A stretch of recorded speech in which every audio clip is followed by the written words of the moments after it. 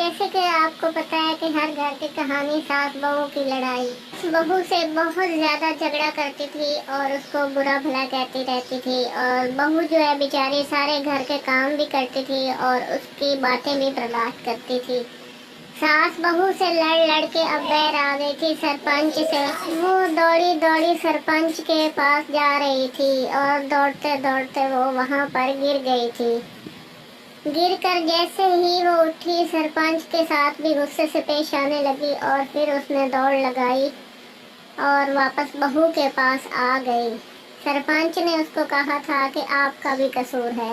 پھر وہ بہو سے جھگڑا کرنے واپس گھر آ گئی اور بہو سے جھگڑا کرنے لگی،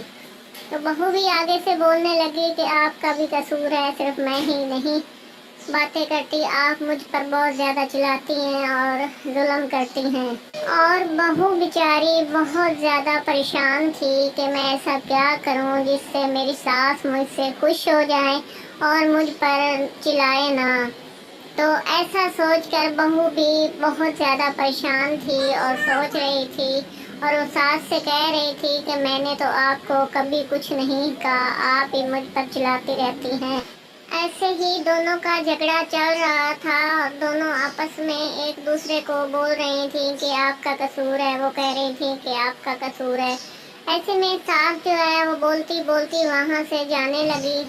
اور کہہ رہی تھی کہ میں آج اپنے بیٹے کو بتاؤں گی کہ آپ کی بیوی مجھ پر بہت ظلم کرتی ہے۔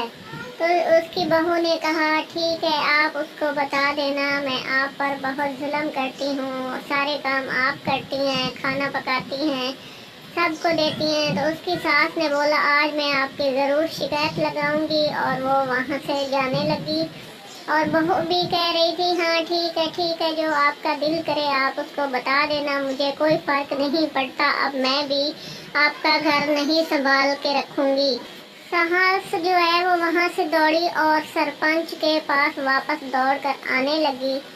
اور اس کو بتانے